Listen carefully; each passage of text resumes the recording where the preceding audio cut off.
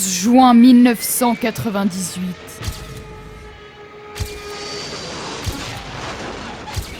Le jeudi noir.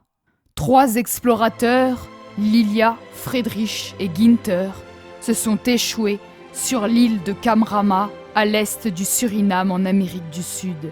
Ils survolaient la forêt du Genju lorsqu'une nuée d'oiseaux les attaquèrent.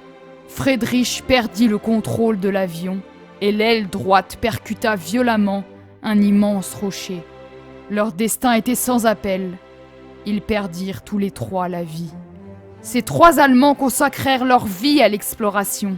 Ils étaient passionnés par les Aztèques, peuple indigène aux traditions et rituels fascinants. Après le terrible crash, le site fut impossible d'accès pendant 3 ans. Mais c'est en 2001 que l'histoire prit un tournant inattendu. Un jeune homme d'affaires sud-américain, Alejandro Pérez, ébloui par la beauté du site, prit la décision insensée de le rénover. Il évacua la carcasse et tous les objets entassés dans le canyon. Avant lui, personne n'osa remettre les pieds sur ce site, persuadé qu'il était maudit et hanté par les 3 explorateurs. La nuit, on pouvait entendre des murmures et des éclats de verre s'écrasant sur le bitume. Ou peut-être était-ce que le fruit de l'imagination des ouvriers. Alejandro avait comme ambition de transformer cette gorge cauchemardesque et hantée en une attraction touristique. Oui, rien que ça. Il construit 3 bungalows, 2 pour assurer le repos et le rassasiement des locataires, et le 3e était un véritable musée vivant.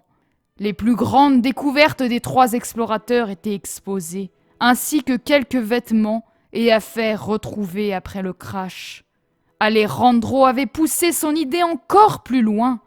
La carcasse de l'avion étant réquisitionnée par le gouvernement du Suriname, le Sud-Américain dépensa une petite fortune afin de créer une réplique de l'avion déchiqueté par le crash. Le canyon qui avait vu périr 3 innocents était devenu un véritable musée malsain, grandeur nature. Des touristes venaient du monde entier profiter des vestiges macabres et défier les esprits qui hantaient ce lieu maudit. Le canyon du Genju était alors devenu une terre prisée où les aventuriers pouvaient montrer leur courage et leur soif funeste de mystère. Hey! Bien le bonjour à toutes et tous, chers naufragés d'Internet. Bienvenue dans cette nouvelle vidéo. Aujourd'hui, je vous présente ma participation au challenge de la youtubeuse Sims NJ. Elle fait de très belles constructions et histoires. Alors, si vous aimez les Sims, foncez vous abonner à sa chaîne, le lien est en description. Nous devions rénover ce terrain rempli de débris pour en faire un lieu habitable. Nous devions garder des éléments du lac et relier les 3 maisons entre elles. J'ai décidé d'en faire une destination touristique après un terrible crash d'avion. Le challenge se termine aujourd'hui, mes chers naufragés d'Internet. J'espère que vous avez aimé ma petite histoire. Si c'est le cas, tu peux liker, commenter et t'abonner si tu veux suivre mes prochaines vidéos.